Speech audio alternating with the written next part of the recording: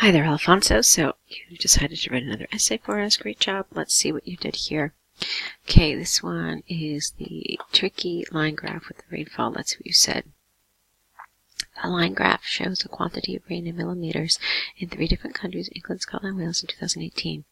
At the beginning of the year, the rainfall in England was around 110 and roughly fluctuated. I don't know what you mean here by roughly. I think I actually know what you mean. When you say roughly, you mean that it was like, I don't know what you mean actually by roughly. It fluctuated extensively. It fluctuated, I'm not really sure. So let's just get rid of roughly. Let's say, and fluctuated. How about continuously fluctuated, reaching its low point in June at 65. The rainfall peaked in December, closely followed by September and July. Okay, where was that peak? Can you let me know? Even though the level of rain in Scotland in January was over 115, in March it drastically dropped, reaching its lowest point of the 3 countries at 20, before peaking at 135 in March. Between April and October, the rainfall dramatically fluctuated, reaching its highest point at 135 and ended up in December over just 100. Wales started 2018 with the lowest quantity of rain at 49, 2 times more than its S here. No, I don't know what you're trying to say here. 2 times lower than its lowest peak in April at just 22. July was a month with the greatest amount of precipitation at 125. Closely followed by May and December at 110 and 105 respectively. Between August, capital, and October, the rainfall remained stable, okay, at under 50. Overall, England had the greatest total amount of rain in 2018, whereas Wales had the lowest. Okay.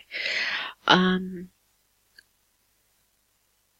actually liked this. You know what I liked? I liked that you talked about the beginning and the end for all of them. I liked that you talked about those highs and lows. So yeah, I did. I liked this. It was rather good. One thing I would have preferred is if you had continued to use the ML after each number. I think that was important. I know you said in millimeters here, but just be safe and include the ML after each of your, just use the units all the time if you can. What else did I want to tell you about this? There was something. Okay, yeah, if there was one complaint that I had, it was your treatment of England. Look, you just dedicated these 2 little sentences to it. So, you told me where it began, you told me its low point, and you told me that it peaked, but you never told me where that peak was. You didn't give me any of that data for those 3 months. So, that for me was a little problematic. It just wasn't really very developed. On the other hand, I felt like your treatment of the other 2 countries was more sufficient. So that would be my one complaint. But on the whole, it was a well-written task 1. Don't know how long it took you. It is sizable. I hope it's under 20 minutes. You keep that in mind. But no, this was a good job.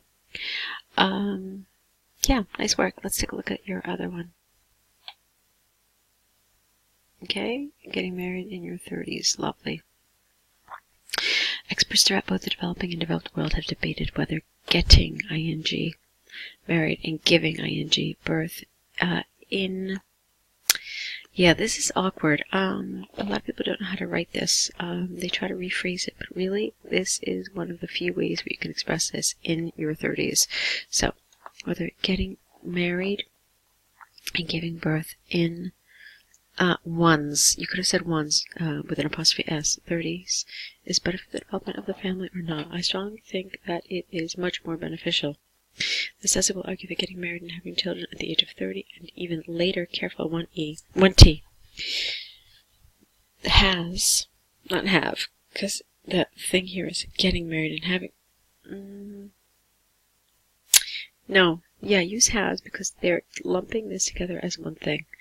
Has greater benefits than doing it ing at a sooner age, using examples from the UK government and Oxford University to demonstrate points and prove arguments. On the one hand, there is ample evidence that building a family demands a lot of energy for both men and women. The central reason behind this is twofold. Firstly, the sooner couples have a kid, the more vital and encouraged they will be while during the process of raising up a child. Okay, let's talk about a couple of problems with this sentence. First of all, we never use the word kid in IELTS. It's always child.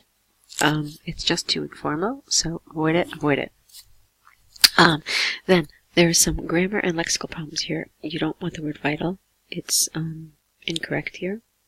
And so is encouraged. So you mean something totally different. I'm trying to get a sense of what you mean, but you definitely don't mean these two words. Then, while enjoying the process of raising a child. Now let's talk a little bit about the words to describe this. You can say bringing up a child. You can say raising a child. Yeah, those are the words you can use, but not raise up. I think you confused the two. Okay. So let's fix the sentence again. Firstly, the sooner couples have a child, the more energetic and not optimistic. The more energetic and passionate, I guess, they will be while enjoying the process of raising a child. Secondly, getting married gives couples several privileges, such as the advantage of paying less taxes or Social Security rights in case of death. For example, recent empirical research by the UK government demonstrated that over the past 50 years, 80% of the first births were given by women under than 30, and they were already married. Okay, therefore it's conclusively clear that traditional people supported the idea of building a family sooner. Alright, this example has nothing to do with what you've just said. Nothing. I mean, here you talked about young people having more vitality, okay, which helps raising a child, and then you talked about the financial advantages. So I have no idea where this is. It doesn't fit in to anything you've just said. That said, I did think you needed to say something about this. So they will be whatever while I'm doing the process of raising a child. I think you should have backed that up a little bit with something. Assuming that you're talking about vitality and energy to raise a child, then you should have backed it up with some sort of a statement. Okay? Something like, clearly people in their 20s have more, or statistically speaking, people in their 20s have more energy than people in their 30s and 40s. Okay? And then several privileges. I think you should have picked a different piece of support here to back up this statement. Let's move on. On the other hand, being ing and waiting ing until later than the age of 30 to build a family, no comma, cannot be overstated. Well, hold on a second. You mean the importance of being patient and waiting until later than the age of 30 to build a family cannot be overstated. This is largely because the importance of those years have giving the chance to grow as a person and mature and to build a professional career in order to provide a better life to the family. All right. Well, there are mistakes in the sentence grammatically, and it's a little lengthy, which creates some confusion. So this is largely because those years are important to have the chance to grow as a person and mature and to build a professional career, to provide a better life to the family. That works a little better.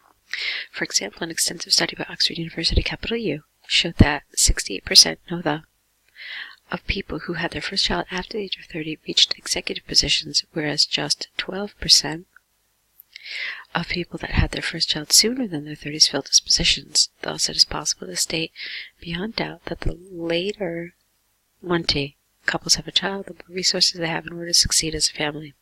Okay, so you basically focused on having children in your 30s, but you didn't say anything about getting married in your 30s here.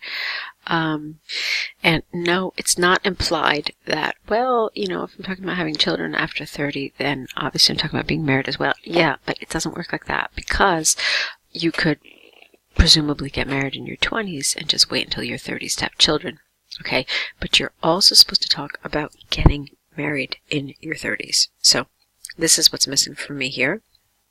and it is important to include it as a separate idea. Alright, so let's look at your conclusion. From the arguments and examples given, I firmly believe that the advantages of marriage and giving, ing, birth after the age of 30, overcome the drawbacks.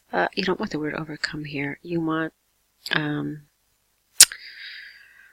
let me think about the word you want here. It is predicted that the importance of being mature enough and capable to support the economy of a family, also the wrong word here, will increasingly grow in importance. Okay, so these are two word errors. They don't fit. They're not appropriate here. A better word instead of overcome would have been offset. Okay, double F. And you don't mean this either. You mean, I think, the financial requirements, the financial needs. That would have been a better choice there. All right. So I liked your task 1 a lot, but your task 2 does have some errors in it. So go ahead and get them corrected and send them back to us, add to your error correction list, and let's meet back here with your next set of essays, okay? I hope the feedback here is helpful. I hope it'll help you to develop your essays more appropriately. Good luck, and I'll be looking forward to your next set.